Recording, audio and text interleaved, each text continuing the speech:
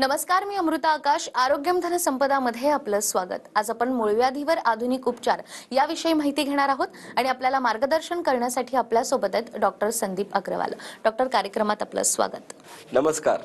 विषयाला आपण सुरुवात करणार आहोत त्याआधी आपण डॉक्टरांची ओळख करून घेऊयात. डॉक्टर संदीप अग्रवाल हे MBBS MS जनरल सर्जन आहेत. त्यांचं वैद्यकीय शिक्षण मिरज येथील मेडिकल कॉलेज इथे झालंय. डॉक्टर संदीप अग्रवाल हे महाराष्ट्रातीलच नव्हे तर भारतातील प्रसिद्ध पाईल्स सर्जन आहेत. त्यांनी पश्चिम भारतात सर्वप्रथम पाईल्स फिशर फिस्टुला या आजारावर BEIM या टेक्नॉलॉजीद्वारे क्रांती घडवून आणली आहे. त्यांना या क्षेत्रातील खूप मोठा अनुभव आहे. त्यांच्या कामगिरीसाठी त्यांना अनेक पुरस्कारांनी सन्मानित करण्यात आलंय, ज्यामध्ये award for excellence in best चिकित्सक at New Delhi, health care excellence award पुण्याचे खासदार माननीय गिरीश बापट यांच्या हस्ते आणि महाराष्ट्र गौरव पुरस्कार for health care excellence in surgery माननीय नितीनजी गडकरी साहेब यांच्या हस्ते मुंबई इथे डॉक्टरांना मिळालाय. हेल्थ केअर अवॉर्ड राज्याचे माजी कॅबिनेट मंत्री नवाब मलिक यांच्या हस्ते, तर health icon of Pune award हा कॅबिनेट मंत्री श्री सतेज पाटील यांच्या हस्ते डॉक्टरांना मिळाला आहे. डॉक्टर, आज आपण ज्या विषयावर बोलणार आहोत असं म्हटलं जातं की मूळव्याध हा शत्रूलाही होऊ नये, कारण तो इतका वेदनादायी असतो. मात्र मूळव्याध, भगंदर आणि फिशर यामध्ये नेमका फरक काय आहे आणि हा फरक ओळखण्यामध्ये अनेक पेशंट गल्लत करतात, तर याविषयीच काय सांगाल? सर्वात महत्त्वाचा प्रश्न म्हणजे मूळव्याध, भगंदर, फिशर किंवा गुदद्वारेभागी आपल्याला काही त्रास असतोय त्या डिफरन्सिएशन करणं गरजेचं आहे. नाहीतर प्रत्येक पेशंटला काय वाटतो की कोणतरी डॉक्टर सांगितलं त्याला मला फिशर आहे, तो सगळीकडे सांगत बसतो मला फिशर आहे. निदान झालेलं नसते. तो कोण म्हणतो मला मूळव्याध आहे, तो माझ्याकडे पेशंट येऊन स्वतःच म्हणतात डॉक्टर मला मूळव्याध आहे. मी म्हणतो पहिलं तुम्ही तुमचे काय तुम्हाला त्रास आहे ते सांगा, मी तुम्हाला निदान करून सांगतो तुमचा आजार काय. 3 सोपे सर्वात जास्त कॉमन आजार जिकडं ते गुदद्वारे भागी आहेत ते एक मूळव्याध. सर्वात पहिलं मूळव्याध म्हणजे आपले गुदद्वारे भागी जे मूळ असतात जेव्हा त्यांची व्याधी होते, जसं इंग्लिशमध्ये म्हटलं तर इन्फ्लमेशन, त्याला मूळ व्याध असं म्हणतात. त्याला आपण पाईल्स सुद्धा म्हणतो. पाईल्स म्हणजे तिकडं जर्मन लँग्वेजमध्ये पाईल्स म्हटलं तर एक बोळा तयार होणे. त्याचं एक समजा गुदद्वारे भागी काहीतरी गाठ तयार झाली तर त्याला आपण पाईल्स म्हणतो. सगळे एकच आहेत, मूळव्याध, पाईल्स आणि हिमोरॉइड्स. हिमा म्हणजे इंग्लिशमध्ये म्हटलं तर रक्त, रॉइड्स म्हणजे वाहणे. म्हणजे गुदद्वारे भागी जर का रक्त वाहत असेल तर त्याला हिमोरॉइड्स. मूळव्याध, पाईल्स आणि हिमोरॉइड्स हे सगळे एकच शब्द आहेत. ह्यांचं एकच सिंपल आहे, जेव्हा त्यांची व्याधी असणार तेव्हा तो मूळव्याध आपला त्रास होणार. दुसरा जो आजार म्हणजे फिशर. फिशर म्हणजे गुदद्वारे भागी जेव्हा एखादी चीर पडते, जसं आपल्या पायाला भेगा पडतात तसं गुदद्वारे भागी सुद्धा चीर पडू शकते, त्याला सिंपल इंग्लिशमध्ये आपण त्याला फिशर म्हणतो. तिसरा जो आजार आहे त्याला भगंदर म्हणतात. भगंदर म्हटलं तर गुदद्वारे भागी तिकडं काहीही त्रास नसणार, पण गुदद्वारे भागीचे शेजारी आजूबाजूला 2 सेंटीमीटर, 4 सेंटीमीटर, काही लोकांना 10 सेंटीमीटर, 15 सेंटीमीटर जागेला सीटवरती एखादा बेंड तयार होणे, फुलशी तयार होणे आणि त्याच्यात पस तयार होणे आणि ते फुटणं, त्याला भगंदर असं म्हणतात. सोप्या भाषेमध्ये तिघांचं उत्तर दिलेलं आहे मी. कुणालाही काही कन्फ्युजन नसायला पाहिजे आता हे तिन्ही आजार ओळखायला. डॉक्टर, या तीनही आजारांचा जो फरक आहे तो तुम्ही सांगितलाय, मात्र या आजाराची लक्षणं आणि कारणं नेमकी आपण कशी ओळखायची? तिन्ही आजारांमध्ये सिमिलर लक्षणं तुम्हाला कधी कधी तुम्हाला जाणवतं. कसं आहे की मूळव्याधमध्ये काही लोकांना रक्त जाणार, फिशरमध्ये सुद्धा रक्त जाऊ शकतो. मूळव्याधमध्ये पण कधी कधी जागेला दुखू शकते, जळजळ करू शकते, भगभग करू शकते. फिशरमध्ये पण जळजळ, भगभग हे कॉमन आहे. भगंदरमध्ये काही लोकांना तिकडं पस साठलं की एक मोठी गाठ तयार होते आणि आपल्याला ताप येऊ शकतो ॲब्सेस पस तयार झाल्यामुळे.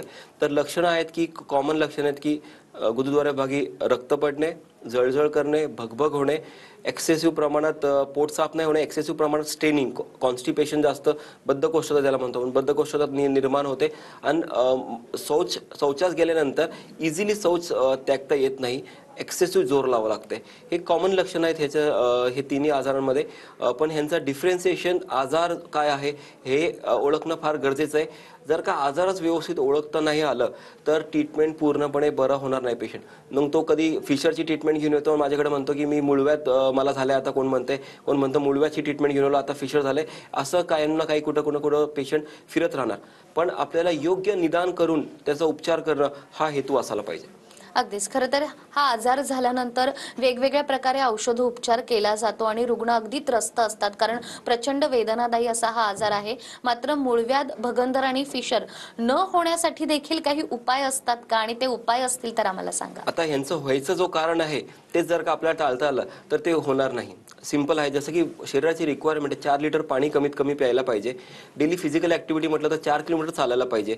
फायबर डाएट जेवणातनं कायम ठेवायलाच पाहिजे. जसं की मेथीची भाजी, पालकची भाजी, चपाती, भाकरी ह्यांचं सेवन, सलाद, फ्रूट्स ह्यांचं सेवन आपल्या जेवणातनं कायम असायला पाहिजे. काही जंक फूड्स आहेत त्यांना आपल्याला आजच्या काळामध्ये पूर्णपणे बंद करणं शक्य नाहीये, पण त्यांना आपण डेफिनेटली त्यांचं प्रमाण जेवणातनं कमी करू शकतो. जसं की बेसन, मैदा, कडधान्य, एक्सेसिव्ह प्रोटीन जे लोक घेतात, जसं की एक्सेसिव्ह आपण थंडी आली की आपण एक्सेसिव्ह डिंकाचे लाडू घेणे, एक्सेसिव्ह तुम्ही घेतलं तर तुम्हाला परत तेवढं पचन करण्यासाठी त्रास होतो आपल्याला. आणि जेव्हा तो त्रास होतो तेव्हा आपली जी मळ तयार होणार, समजा तो ड्राय तयार होणार, तो तेवढा त्याच्यामध्ये लुब्रिकेशन नसणार. जर का त्याच्यात लुब्रिकेशन नसलं आणि तो कडक तयार झाला तर मग तो बाहेर यायला त्याला त्रास होणार. तर म्हणून आपल्याला फायबर डाएट जो आहे, जर का आपण त्याला व्यवस्थित ठेवलं, झोप व्यवस्थित घेतली, रोजचं फिजिकल ॲक्टिव्हिटी व्यवस्थित केली, तर ह्या जे आजार आहेत ह्यांचा होण्याचा प्रमाण मी डेफिनेटली सांगतो 99% तुम्हाला हे आजार होणार नाही. अगदीच. आणि योग्य ते आजार याचं निदान देखील करणं तितकंच गरजेचं आहे आणि त्यासाठी असतात त्या तपासण्या. या तपासण्या करण्यासाठी देखील रुग्णांनी नेमकं काय करायला हवं? सर्वात पहिलं आपल्याला गुदद्वारेभागी काही त्रास होत असेल तर काही लोक घरातले काही नुस्खे असतात आपल्या ते तयार करतात, ते वापरतात. काय ते कोणतरी सांगतं हे करा ते करा. जे काय तुम्ही करत असणार एक लिमिटपर्यंत तुम्ही करायला पाहिजे, एक टाइम लिमिटपर्यंत. आता तुम्ही समजा आज तुम्हाला त्रास झालं, एक 10 दिवस तुम्ही बघितलं, 15 दिवस तुम्ही बघितलं की बाबा ह्याच्यातनं आपण बाहेर पडता येत नाही, तर सर्वात पहिलं आपल्याला करायला पाहिजे तज्ज्ञ डॉक्टरला भेटायला पाहिजे. तुम्ही जर का तज्ज्ञ डॉक्टरकडे भेटलात तर तुमचं पहिलं गुदद्वारेभागी जोपर्यंत चेकिंग होणार नाही तोपर्यंत माहीत पडणार नाही तुम्हाला काय आजार आहे. नुसता तुम्हाला कोणतरी सांगणार बसल्या बसल्यास की मला, तुम्ही म्हटलात मला दुखतंय आणि त्यांनी म्हटलं फिशर आहे, असं उपचार निदान करून होणार नाही. जोपर्यंत परफेक्ट डायग्नोसिस होणार नाही तोपर्यंत परफेक्ट ट्रीटमेंट होणार नाही. सर्वात सोपी तपासणी म्हटलं तर प्रोक्टोस्कोपी. प्रोक्टोस्कोपीमध्ये काय असतं, एक भिंग टाकून गुदद्वारेभागी आपण जागा चेक करतो. त्याच्यातनं आपल्याला माहीत पडतं इथं आत मूळव्याध आहे का फिशर तयार झालेला आहे. आणि डोळ्यांनाच आपल्याला जे असं इमिजिएटली दिसून जातं तो भगंदर, की म्हणजे एखादी संडास जागेच्या बाजूला एखादा बेंड आलेला आहे किंवा फुलशी तयार झालेली, ते भगंदर. समजा आपल्याला याच्यातलं अजून ॲडव्हान्स्ड आपल्याला डायग्नोसिस जर का करायचं असेल तर भगंदर असलं तर आपण MRI तपासणी करायला लावतो. आणि बेसिक ब्लड टेस्ट वगैरे लागतात. जर का पेशंटला काही लोक असतात की त्यांना एक्सेसिव्ह ब्लड लॉस होतोय, एवढं ब्लड लॉस होतं की टॉयलेटला गेले की मळ त्यागताना मळ तर बाहेर निघत नाही, फक्त रक्त पडतो, धार लागते, चिरकांटी उडते, त्यावेळी त्यांचं हिमोग्लोबिन डाऊन झालेलं असतं. तर मग आपल्याला हिमोग्लोबिन चेक करायला लागतं की हिमोग्लोबिन डाऊन असेल तर आपल्याला हिमोग्लोबिन वाढवलं पाहिजे पहिलं. मग these are the basic test we have to do. जसं तुम्ही सांगितलं की योग्य वेळी निदान करण्यासाठी तपासण्याही तितक्याच महत्त्वाच्या आहे आणि गेल्या अनेक वर्षांपासून तुम्ही या रुग्णांवरती यशस्वीरित्या उपचार करतायत आणि काही टेक्नॉलॉजीचा देखील तुम्ही वापर करतायत, ती म्हणजे BEIM टेक्नॉलॉजी. तर याविषयी काय माहिती द्याल? BEIM टेक्नॉलॉजी याचा फुल फॉर्म आहे biological electrical impedance auto measurement. ह्या टेक्नॉलॉजीद्वारे काय करतो आपण, जे गुदद्वारेभागी जे आपले मूळ किंवा नसा जे तयार झालेले असतात, ज्यांची व्याधी झालेली असते, त्या मूळला डिरेक्टली मूळपासून त्याला आपण नष्ट करून टाकतो, डिझॉल्व्ह करून टाकतो. त्या क्षणी 5 ते 7 सेकंडमध्ये तो एक जो चुंबूळ किंवा कोंब तयार झालेला असतो तो त्या क्षणी डिझॉल्व्ह होऊन जातो. ॲडव्हान्टेज काय असतो बीम टेक्नॉलॉजीचा, याच्यामध्ये कुठल्याही प्रकारचा टाका बसत नाही, चिरफाड होत नाही, कुठली जखम तयार होत नाही, जेणेकरून तुम्हाला रोज ड्रेसिंग करायची गरज पडते. रोज कुठल्या तरी डॉक्टरकडे जाऊन ड्रेसिंग करा, मलमपट्टी करा, त्या सगळ्या गोष्टींची गरज पडत नाही. टार्गेट ओरिएंटेड ट्रीटमेंट आहे. एका माणसाला गुदद्वारेभागी 3च मूळ असू शकतात. जसे की आपल्या हाताला बोटं 5 असतात तसे जागेला मूळ 3च असतात. तिन्हीचे तिन्ही कोंब एका सिटिंगला डिझॉल्व्ह करण्यात येतात आणि तो जो पेशंट आहे परमनंटली त्याच्यातनं क्युअर होऊन जातो इमिजिएटली. जसं मी सांगितलं एका प्रोसिजरला 5 ते 7 मिनिटं लागतात. 7 मिनिटातच मूळव्याधचं पूर्णपणे तिन्हीचे तिन्ही कोंब डिझॉल्व्ह होऊन जातात. Important differentiation between beam technology आणि other technology, it is a target oriented. याच्यामध्ये गुदद्वारेभागी एक भिंग टाकण्यात येतो. त्या भिंगद्वारे मूळपासून तो कोंब डिझॉल्व्ह करून टाकतो आपण. दुसरी गोष्ट, फिशरमध्ये काय असतं की ते चीर पडलेली असते. फिशर व्हायचं मूळ कारण असतो की ही गुदद्वारेभागी जी जागा असते ह्याच्यात हे कोंब जे तयार होतात त्याच्यामुळे जागा आपली नॅरो होऊन जाते. जर का ती जागा नॅरो आहे तर त्याच्यातनं जर का मळ त्याग करताना ती जागा फाटू शकते, त्याला फिशर तयार होतो. जर का हे कोंब आपण तिकडनं आतनं क्लिअर करून टाकले तर ही जागा तशी त्याची काउंटर मेंटेन राहणार आणि इमिजिएटली मळ त्यागताना त्याला त्रास होणार नाही. फिशर पण त्याच्यामुळे एकदम मूळव्याधचं प्रोसिजर की फिशर पण होण्याची शक्यता फ्युचरमध्ये कमी होऊन जाते. भगेंदरला जो भगेंदरची जी नळी तयार झालेली असते त्या नळीला आपण बीम टेक्नॉलॉजीद्वारे ती जी नळी तयार झाली त्याला डिझॉल्व्ह करून टाकतो आणि भगेंदर पण नाहीसा होऊन जातो त्या क्षणी. अगदीच ॲडव्हान्स टेक्नॉलॉजीचा उपयोग करून या आजारावरती उपचार तर होतात, मात्र एकदा मूळव्याध भगंदर किंवा फिशर झाला तर अनेकदा आपण बघतो वेगवेगळा सल्ला दिला जातो, वेगवेगळ्या पॅथींचा देखील उपयोग केला जातो आणि तरीही पुन्हा तो आजार उद्भवतो, पुन्हा तो कोंब येतो किंवा पुन्हा शस्त्रक्रिया करण्याचा सल्ला दिला जातो. जेव्हा असे रुग्ण तुमच्याकडे येतात तेव्हा तुम्ही त्यांना कसं हँडल करता? ते सांगितलं मी, माझ्याकडे पेशंट येतात, माझं पहिलं ऑपरेशन झालंय, मी इकडनं ऑपरेशन केलं किंवा मी काही लोक त्या जागेला इंजेक्शन देतात, त्याला स्क्लेरोथेरपी म्हणतात. काही लोक तिकडे दोरा वगैरे बांधतात, काही लोक लेझर यूज करतात, काही क्रायोथेरपी यूज करतात. मार्केटमध्ये असं बघितलं तर प्रचंड प्रमाणात वेगवेगळ्या टेक्नॉलॉजीज आहेत जेणेकरून ऑपरेशन होऊ शकतं याचा. काही ट्रेडिशनल मेथड म्हणजे जे सर्जिकल, ॲज अ सर्जन मी तुम्हाला सांगतो, इनिशियली ते टाक्याचं ऑपरेशन करायचं, त्याच्यामध्ये एक मूळ कट करायचं आणि त्याला टाका मारून टाकायचं. हे सगळ्या ज्या गोष्टी आहेत हे ॲक्च्युली आपल्याला प्रोसिजर असं असायला पाहिजे की जो फक्त टार्गेट ओरिएंटेड आहे. टार्गेट ओरिएंटेड प्रोसिजर असलं की आजूबाजूचा जो एरिया असतो त्याला अजिबात हानी होत नाही, त्याला दुखावत काही होत नाही आणि मूळपासून तो क्लिअर व्हायला पाहिजे. एकदा जर का मूळपासून तो गोष्ट क्लिअर झाली की मग तुम्ही कायमस्वरूपी क्लिअर होता. आता समजा टाक्याचं ऑपरेशन करताना मला मूळला हात लावता येत नाहीये तर मग मी अर्धा कट करणार आणि मग तिकडे टाका मारणार, मग तुम्हाला आज ठीकठाक आहे, बरं वाटणार, पण परत 6 महिन्यांनी तुम्हाला परत वाटणार की अरे काहीतरी परत आतून तयार होतंय. दुसरी गोष्ट, समजा काहीतरी टेक्नॉलॉजीद्वारे मी प्रोसिजर करतो आणि समजा तुमचं करता करता कंट्रोल जो असतो तो फार महत्त्वाचा आहे. कंट्रोलला जर का धक्का बसला तर मग तुम्हाला समजा कंट्रोल जाऊ शकतो आणि समजा आजच्या काळामध्ये कंट्रोल गेला नाही तर एक इमर्जन्सीची सिच्युएशन तयार होऊ शकते. तुम्ही जास्त वेळ कंट्रोल करून ठेवू शकत नाही टॉयलेटला, पण असं ह्या टेक्नॉलॉजीमध्ये होणार नाही कारण की फक्त टार्गेट ओरिएंटेड ट्रीटमेंट आहे. मूळ म्हटलं तर फक्त मूळला डिझॉल्व्ह करणं, बाकी इकडे तिकडे कुठं आपण हात लावत नाही. म्हणून टार्गेट ओरिएंटेड ट्रीटमेंटकडे लक्ष असायला पाहिजे. दुसऱ्या टेक्नॉलॉजीज आहेत जे लोक वापरत आहेत त्यांना त्याच्यावरती कॉन्फिडन्स असेल ठीक आहे, पण मूळपासून जर का ती गोष्ट क्लिअर झाली नाही तर तुम्ही कधी बरे होणार नाही. बीम टेक्नॉलॉजी ही मात्र टेक्नॉलॉजी आहे ती डायरेक्टली मूळला हात लावते, त्या क्षणी तो डोळ्यासमोर माझ्या डिझॉल्व्ह होऊन जातोय. That is the more important. अगदीच. आणि डॉक्टर, काही पेशंट असेही येतात की त्यांची ऑलरेडी शस्त्रक्रिया झाली असते आणि पुन्हा तो आजार उद्भवतो. अशा वेळेला हा आजार पूर्णपणे बरा होऊ शकतो का, असाही प्रश्न रुग्ण विचारत असतील, तुम्ही काय सांगाल? सेम थिंग, माझ्यासाठी तुमचं ऑपरेशन अगोदर समजून झालंय तर माझ्यासाठी तुम्ही काहीतरी त्रास घेऊन आलात आणि माझ्यासाठी तो मूळ तुमचं दिसतंय तिकडं, माझ्यासाठी you are a fresh case to me. ज्यांना असा त्रास आहे, ज्यांनी कुठंतरी ऑपरेशन केलं किंवा जिथं काहीतरी प्रोसिजर केलं, इंजेक्शन घेतले, काय दोरा बांधले आणि तुम्हाला असं वाटतं की तुम्हाला अजून तुम्ही त्याच्यातनं बरं नाही झालात, तर डेफिनेटली माझ्यासाठी तुम्ही I will take it as a virgin case, new case. आणि तो जो कोंब किंवा मूळ तुमचा जो आहे, म्हणजे ऑब्व्हियसली सगळे तपासणं झाल्यानंतर आणि मला लक्षात आलं की तुम्हाला तो मूळव्याध आहे किंवा तुम्हाला भगंदर आहे किंवा तुम्हाला फिशर आहे, तो जर का मला दिसत असेल दुर्बीण टाकल्यानंतर, तर मग त्याच वेळी ती प्रोसिजर तुमची पण होऊ शकते आणि तुम्ही पण त्याच्यातनं क्लिअर होऊ शकता कायमस्वरूपी. अगदीच. काही रुग्णांना असाही डॉक्टर प्रश्न पडतो की मूळव्याध व्यतिरिक्त फिशर आणि फिस्टुला यामध्येही गल्लत होते आणि ट्रीटमेंट आम्ही फिशरची घ्यायची का फिस्टुलाची घ्यायची, तर हाही फरक तुम्ही कसा सांगाल? आता आजार जर का तुम्हाला समजा उदाहरण दिलं मी तुम्हाला, आता भगंदर आजार आहे, तुम्हाला फिशर आहे, तुम्हाला मूळव्याध सुद्धा आहे, तर तिघांची ट्रीटमेंट वेगळी आहे. तर तुम्हाला सर असं कोणाला होऊ नये, जसं तुम्ही म्हटलात की शत्रूला सुद्धा आजार होऊ नये, असं जर का एका माणसाला ही तिन्ही आजार जर का असेल तर त्यांना तिघांची वेगळी ट्रीटमेंटच घ्यावी लागणार. तुम्ही म्हणणार की मी भगंदरची ट्रीटमेंट घेतली माझा मूळव्याध बरा होऊन जाणार नाही. मूळव्याध हा गुदद्वारे भागी आतला आजार आहे, भगंदर हा गुदद्वारे भागी बाहेरचा आजार आहे. म्हणून एक ट्रीटमेंट घेतली म्हणून दुसऱ्याचा आपल्याला इमिजिएटली तो पण बरा होऊन जाणार असं होणार नाही. तुम्हाला तिघांची वेगळी ट्रीटमेंट घ्यावीच लागणार ती. अगदीच. तर डॉक्टरांनी सांगितल्याप्रमाणे मूळव्याध, भगंदर, फिशर आणि फिस्टुला या आजारावरही यशस्वीरित्या उपचार करता येतात आणि हा आजार पूर्णपणे बरा करता येऊ शकतो जर तुम्ही योग्य वेळेला निदान केलं तर. आणि यासाठी स्क्रीनवर तुम्हाला नंबर दिसतोय, या नंबरवर संपर्क साधून नक्कीच तुम्ही वेळीच डॉक्टरांचं मार्गदर्शन घेऊ शकता. या विषयासंदर्भात आपण डॉक्टरांकडून आणखीनही माहिती घेणार आहोत एका छोट्याशा ब्रेक नंतर.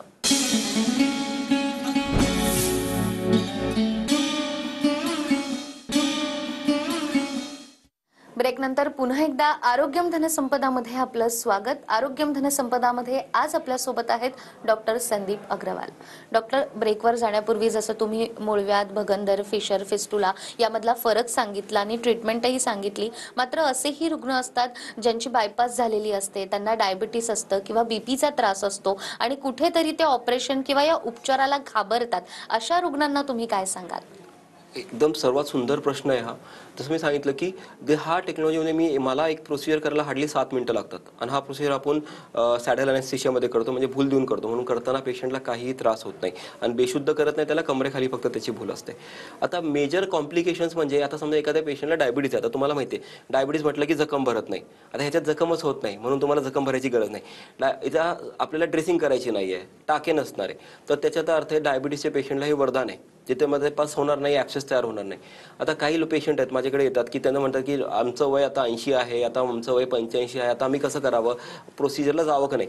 ॲब्सोल्युटली सिम्पल आहे. तुमचं कुठलाही प्रोसिजर, तुम्हाला कार्डियक बायपास झालेलं आहे, तुमचं अँजिओप्लास्टी झालेली आहे, कुठलाही तुम्हाला आजार असला तर आपण बेसिक फिटनेस डॉक्टरांचं आपल्याला भेटलं की आपण कुठल्याही पेशंटला there is no age limit, there is no medical limit, म्हणजे मेडिकल डिझीज लिमिट, की आपण कुठल्याही पेशंटचा हा प्रोसिजर करू शकतो.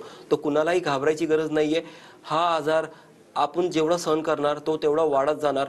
आपल्याला असं वाटतं की हा त्या फक्त गुदद्वारे भागीचा आजार आहे, पण तो तसं नसतोय. तो आपल्याला डेफिनेटली मानसिकपणे तो डेली आपल्याला हॅम्पर करतो. रोज आपल्याला गुदद्वारे भागी जाताना गेल्यानंतर तासभर 2 तास संध्याकाळपर्यंत पूर्ण दिवस हा आजार सहन करावा लागतो. हा आजार जीव घेत नाही पण जगू पण देत नाही. म्हणून याच्यावरती आपल्याला ॲक्शन लवकर घ्यायला पाहिजे. एज लिमिट काही नाही आहे. 95 वर्षांच्या बाबांचं सुद्धा माझ्याकडे ऑपरेशन झालेलं आहे आणि 7 मिनिटात ऑपरेशन होतं. सकाळी येऊन संध्याकाळी तुम्ही घरी जाऊ शकता. सो कुणालाही घाबरायची गरज नाही आहे. कुठलीही मेडिकल कंडिशन तुम्हाला असू द्या, हा प्रोसिजर तुमचा होऊ शकतोय. 7 minutes and you are free from it. अगदी जसं तुम्ही आता सगळ्यांना सांगितलं की या आजाराला घाबरण्याचं कारण नाही आणि योग्य वेळेला निदान केलं तर नक्कीच तो पेशंटही बरा होऊ शकतो. गेल्या अनेक वर्षांपासून तुम्ही रुग्णांची सेवा करतात आणि म्हणूनच खास या पेशंटसाठी एक आनंदाची बातमी म्हणजे आपलं नवीन हॉस्पिटल येतंय. सुसज्ज आणि आधुनिक टेक्नॉलॉजीने परिपूर्ण असं हे हॉस्पिटल आहे. याबद्दलही काय सांगाल? येस, आता जसं की लोकांचं असं होतं की डॉक्टर तुम्ही अजून मोठं हॉस्पिटल करा, आम्हाला राहायची सोय अजून चांगली पाहिजे. तर आता सगळ्यांच्या थोडक्यात डिमांडवरतीच आता एक नवीन माझं हॉस्पिटल सुरू होतोय, अथर हॉस्पिटल कॅम्पमध्ये पुण्यात. तर ह्याच्यामध्ये एकदम लोकांसाठी राहण्याची सोय चांगली झालेली आहे. जे लोक बाहेर गावानं येतात त्यांना अगोदर राहण्याची गरज लागते. काही काही लोक म्हणतात की आम्ही 1 दिवस अगोदर येऊन राहतो, त्यांच्यासाठी पण सोय चांगली आहे. आणि प्रॉपर सिटीमध्ये हॉस्पिटल आहे आणि सुसज्ज हॉस्पिटल आहे, डेडिकेटेड फॉर ॲनोरेक्टल डिसीजेस. तर लोकांसाठी हा ॲब्सोल्युटली वरदान आहे हा. ट्रीटमेंट च्या विषयी जसं मी सांगितलं की जे कोण इथं येणार तो बरंच होऊन जाणार आहे, एवढंच मी सांगू शकतो. तर डॉक्टरांनी सांगितल्याप्रमाणे केवळ मुंबईतून किंवा पुण्यातून नाही तर महाराष्ट्रातून आणि महाराष्ट्राच्या बाहेरून देखील रुग्ण डॉक्टरांकडे उपचारांसाठी येत असतात आणि रुग्णांसाठी ही आनंदाची गोष्ट आहे कारण डॉक्टरांचं नवीन हॉस्पिटल आता पुण्यात तयार होत आहे. या हॉस्पिटलविषयी तुम्हाला अधिक माहिती हवी असेल तर स्क्रीनवर नंबर दिसतोय, या नंबरवर संपर्क साधून तुम्ही नक्कीच योग्य वेळेला डॉक्टरांकडून ट्रीटमेंट घेऊ शकता. डॉक्टर, या आजाराविषयी तर तुम्ही आम्हाला सांगतायत, हॉस्पिटल येत आहे त्यामुळे तीही एक आनंदाची गोष्ट आहे. अनेकदा हा आजार असलेले रुग्ण विचारतात की आम्ही काय करायला हवं किंवा तुमच्याकडून तर अनेक जण टिप्सही मागत असतात. तर आपल्या कार्यक्रमाच्या माध्यमातून एकंदरीतच तुम्ही आपल्या प्रेक्षकांना काय सांगाल? मी एक मेसेज देऊ इच्छितो लोकांना की ज्या कुणाला हा मूळव्याध, फिशर, भगेंदर किंवा गुदद्वारेभागी कुठलाही आजार आहे तर त्यांनी सुरुवातीला जे काय तुम्ही घरातले प्रिकॉशन्स घेतात, आपण पथ्य पाळतो, आपण हे नाही खाणार ते नाही खाणार, ते चांगली गोष्ट आहे ॲब्सोल्युटली. फायबर डाएट तुम्ही कंटिन्यू करा, वॉटर इनटेक वाढवा, फिजिकल ॲक्टिव्हिटी वाढवा, तिखट बंद करा, जंक फूड बंद करा. हे तुम्ही करायलाच पाहिजे. हे म्हणजे एव्हरीथिंग, म्हणजे ह्याच्यामध्ये बेसिक सायन्स आहे. फायबर डाएट घेतलं की आहार पोट चांगला राहणार आपला, ह्याच्यामध्ये दुसरं काही सायन्स नाही. आता हे सगळं केल्यानंतर सुद्धा जर का आपल्याला बरं वाटत नसेल आणि तुम्ही त्याला घरी बसूनच आपण विचार करत असाल की नाही आज नाही उद्या तरी बरं होईल हा, तर हे चांगली गोष्ट नाहीये. तो आजार कुठल्या स्वरूपात पुढे घेऊन जाणार आपल्याला हे आज माहीत नाहीये. लवकर निदान करून लवकर त्याच्यावर उपचार करून आज त्याच्यातनं मुक्त व्हा. तुम्हाला माहिती आहे गुदद्वारे भागी जर का तुम्हाला मोड लागतोय तो तुम्ही काही करा, तो जाणार नाही. लोक मला म्हणतात ही पॅथी केली, 6 महिन्यापासून त्याच्या गोळ्या घेतोय, 6 महिने 1 वर्षापासून त्याची पॅथी करतोय, त्याच्या गोळ्या घेतोय, काही होणार नाही. जे काय तुम्ही पॅथी करता ते फक्त एकच काम करते, एक तर तुमचं पेन किलर वगैरे काय असणार त्याच्यात किंवा तुमचं पोट साफ होणार. मूळ जो आहे, जोपर्यंत तुमचं मूळ नष्ट होणार नाही तोपर्यंत तुम्ही बरे होणार नाही. म्हणून जर का तुम्हाला बाहेरच माहिती आहे, तुम्हाला बाहेर आतून चुंबूळ काय बाहेर येतोय किंवा बाहेरच आलेला चुंबूळ आहे किंवा बाहेर हाताला कोंब लागतोय तर तो जाणार नाही. तर आपल्याला त्याच्यावरती ॲक्शन घ्यायला पाहिजे. काही पेशंट असतात त्यांना माहिती आहे आज भगेंदर आहे, गाठ आली, फुटल्यावर एकदम निवांत बरं वाटतं, त्यांचं वाटतं की आपण बरं झालो. परत थोड्या दिवसांनी, 15 दिवसांनी, महिन्याभराने परत तिकडे गाठ तयार होणार, परत बेंड येणार. सारखं ती सिस्टम चालू राहते, तिकडे ती जाणार नाही. तुम्ही म्हणणार की मी ही टेक्नॉलॉजी ही पॅथी वापरली, ह्याचे काहीतरी वापरलं, ह्यानी मला सांगितलं ते घ्यायला, त्याच्याने तुम्हाला फक्त तात्पुरतं बरं वाटतं. मूळपासून ती आजार क्लिअर होत नाही. योग्य टाइमला निदान करा आणि त्या आजारातनं मुक्त व्हा. आणि एक वेळ अशी येते की असं लेवलला घेऊन जाऊ नका की त्या आजाराला आपल्याला प्रोसिजर्स काही करता येणार नाही, त्या प्रोसिजरला घेऊन जाऊ नका त्या लेवलला. एकच मेसेज आहे, early diagnosis, early treatment and get free from the disease through out. Doctor, जसं आता तुम्ही वेगवेगळ्या पॅथींचा उल्लेख केला, या आजाराच्या बाबतीत आपण बघतो की सोशल मीडियाच्या माध्यमातून आजकाल वेगवेगळे मेसेजेस येतात आणि लोक तेही उपाय घरी ट्राय करतात. हे नेमकं किती घातक आहे, अगदी थोडक्यात काय सांगाल? Social media is the best media, I suggest की, पण तो आपल्याला हे असायला पाहिजे कुणाचा योग्य सल्ला घ्यायचा आणि कुणाचा नाही घ्यायचा. माझ्याकडे पेशंट येतात, काही म्हणतात की आम्ही वाचलंय की तुम्ही अजिबात मेथीची भाजी खाऊ नका, मेथीची भाजी खायचं सोडून द्या, तुमचं सगळं बरं होऊन जाईल. तुम्हाला हे कळायला पाहिजे मेथीची भाजीमध्ये कंटेंट काय, त्याच्यामध्ये मी नाही तयार केले, ते कंटेंट दिलंय शास्त्रामध्ये की मेथीची भाजीमध्ये फायबर जास्त आहे, फ्रुट्स घेतले की फायबर जास्त आहे. कुणाचं ऐकायचं कुणाचं ऐकायचं नाही हे आपल्याला जेव्हा लक्षात आलं तेव्हाच आपण सोशल मीडिया फॉलो करायला पाहिजे. सोशल मीडिया फॉलो करतोय त्याच्यानं म्हणते की नाही मी तर रोज बर्गर खातोय, मला काही त्रास होत नाही. त्या माणसाला त्रास होत नाही, तो आज पेशंट नाहीये, तो उद्या पेशंट होणार, पण आपण त्याचं कशाला ऐकायचं? आपल्याला ते ऐकायला पाहिजे की जे शास्त्रात दिलेलं आहे, योग्य माणसाकडे योग्य माणूस जो काही सल्ला देतोय तो ऐका. कॉमन माणसाचं तुम्ही जर का ऐकणार असेल तर ही I am very much sure त्याला त्याचं डाएटबद्दल तेवढं नॉलेज नाहीये. एका डॉक्टरला किंवा एका न्यूट्रिशनला जेवढं डाएटबद्दल नॉलेज असणार तो तुम्हाला योग्य सल्ला देऊ शकतो की तुम्ही डाएट काय घ्यायला पाहिजे, तुम्हाला त्रास असेल तुम्ही आज काय करायला पाहिजे. पण आपल्याला कसं होतंय की तो माणसाने म्हटलं नाही मला काही फरक पडत नाही, मला ते तिकडे बाहेर हाताला पण मोड लागते. त्याची सहनशक्ती वेगळी, आपली सहनशक्ती वेगळी आहे, त्याला त्याची हेल्थची जास्त केअर नसेल तर आपण दुर्लक्ष नाही करायला पाहिजे. Social media is best media, पण बघून वापरला पाहिजे, मेंदू वापरून. अगदीच. तर डॉक्टरांनी सांगितल्याप्रमाणे मूळव्याध, भगंदर, फिशर, फिस्टुला या आजारावर यशस्वीरित्या उपचार करता येऊ शकतात. केवळ तज्ज्ञ डॉक्टरांचं मार्गदर्शन घेणं गरजेचं आहे आणि यासाठी स्क्रीनवर तुम्हाला नंबर दिसतोय, या नंबरवर संपर्क साधून लवकरात लवकर तुम्ही डॉक्टरांचं मार्गदर्शन घेऊ शकता. डॉक्टर, आज तुम्ही इथे आलात आणि इतक्या महत्त्वाच्या विषयावर आम्हाला मार्गदर्शन केलं आणि काय करावं आणि काय करू नये याविषयी देखील आम्हाला सांगितलं. आपले खूप खूप आभार. धन्यवाद. त्याचबरोबर आरोग्यम धनसंपदामध्ये वेळ झाली आहे इथेच थांबण्याची. पुन्हा भेटूया नव्या विषयासह. तोपर्यंत नमस्कार.